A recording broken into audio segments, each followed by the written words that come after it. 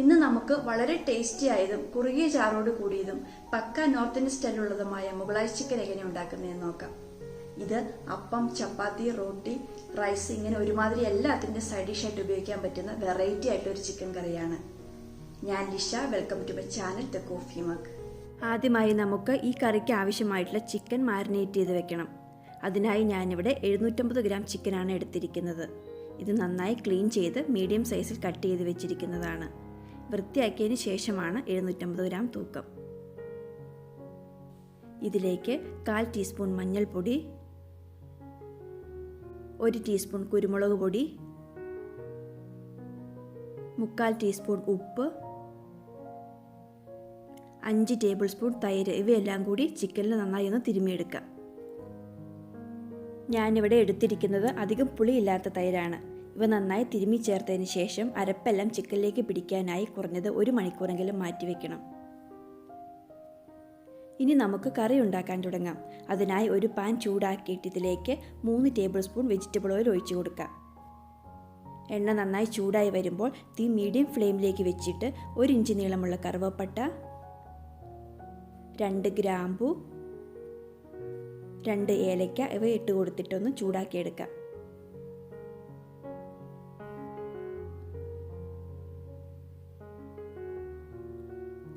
ഇനി ഇതിലേക്ക് 2 medium size സവോള ഗ്രേറ്റ് ചെയ്ത് ചേർത്ത് കൊടുത്ത് വഴറ്റിയെടുക്കണം.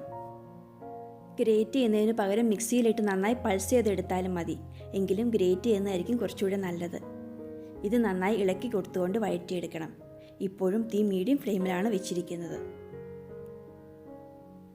ഇനി സവോള ഒന്ന് വാടി വരുമ്പോൾ ഇതിലേക്ക് 1 ടേബിൾ സ്പൂൺ ചതച്ച വെളുത്തുള്ളി, 1/2 ടേബിൾ സ്പൂൺ ചതച്ച ഇഞ്ചി ഇവയും കൂടി ഒന്ന് ചേർത്ത് കൊടുത്ത് വഴറ്റിയെടുക്കാം. ഇതിൻ്റെ കളർ മാറി വരണം. കുറച്ച് സമയം എടുക്കും കേട്ടോ.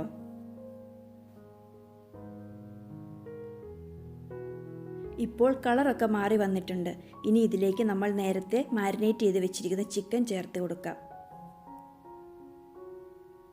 തീ മീഡിയം ടു ഹൈ ഫ്ലെയിമിലേക്ക് വെച്ചിട്ട് നന്നായി ഇളക്കി ചേർക്കണം. ഇങ്ങനെ ഇറച്ചിയുടെ കളറൊക്കെ ഒന്ന് മാറി വരുന്നത് വരെ ഇളക്കി കൊടുക്കാം. ഏകദേശം ഒരു 7-8 മിനിറ്റ് സമയമെടുക്കും കളർ മാറി വരാനായിട്ട്. ഇനി തീ മീഡിയം ഫ്ലെയിമിലേക്ക് വെച്ചിട്ട് ഇതിലേക്ക് 1/2 ടീസ്പൂൺ മഞ്ഞൾപ്പൊടി, 2 ടീസ്പൂൺ കാശ്മീരി മുളക് പൊടി, 2.5 ടീസ്പൂൺ മല്ലിപ്പൊടി, 1/2 ടീസ്പൂൺ ജീരകം പൊടിച്ചത് ഇവയെല്ലാം കൂടി ഇളക്കി ചേർക്കണം. ഇങ്ങനെ ഏകദേശം 2 മിനിറ്റോളം ഇളക്കി കൊടുത്തുകൊണ്ട് കുക്ക് ചെയ്യാം.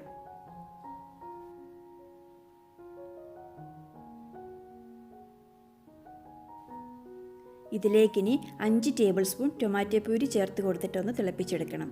ടൊമാറ്റോ പ്യൂരി ഉണ്ടാക്കുന്നതിനായി ഒരു വലിയ തക്കാളി തിളച്ചുകൊണ്ടിരിക്കുന്ന വെള്ളത്തിലേക്ക് ഇട്ട് കൊടുത്തിട്ട് തിളപ്പിച്ചെടുക്കണം. തൊലി പൊട്ടുമ്പോൾ എടുത്ത് മാറ്റിയിട്ട് തൊലി കളഞ്ഞതിന് ശേഷം മിക്സിയുടെ ജാറിലിട്ട് അരച്ചെടുത്താൽ മതി.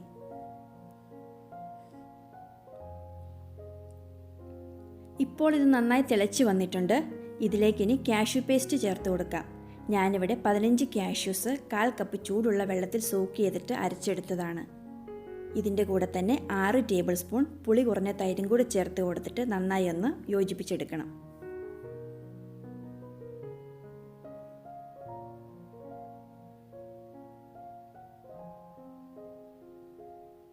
ഇനി ഉപ്പ് നോക്കിയിട്ട് ആവശ്യത്തിന് ഉപ്പ്. ഞാനിവിടെ ചേർക്കുന്നത് 1/4 ടീസ്പൂൺ ഉപ്പാണ്.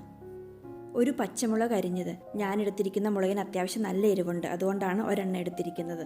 1/2 കപ്പ് വെള്ളവും ചേർത്ത് കൊടുത്തിട്ട് തിളയ്ക്കാനായി വെയിറ്റ് ചെയ്യാം. ഉപ്പും മുളകും ഒക്കെ ചേർക്കുമ്പോൾ നിങ്ങളുടെ ടേസ്റ്റിനനുസരിച്ച് ചേർത്ത് കൊടുത്താൽ മതി കേട്ടോ.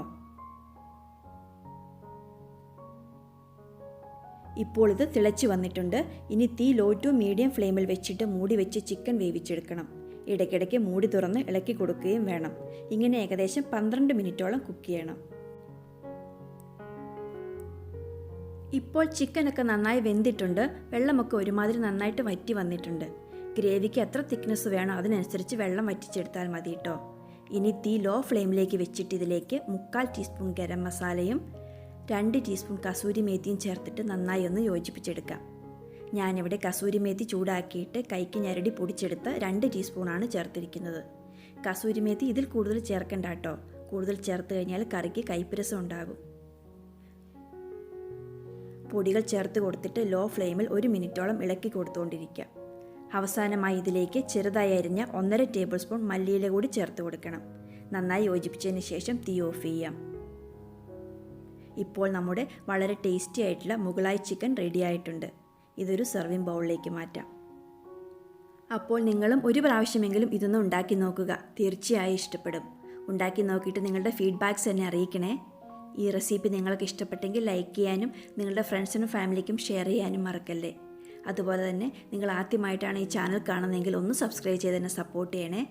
അപ്പോൾ നമുക്ക് മറ്റൊരു നല്ല റെസിപ്പിയുമായി വീണ്ടും കാണാം. താങ്ക്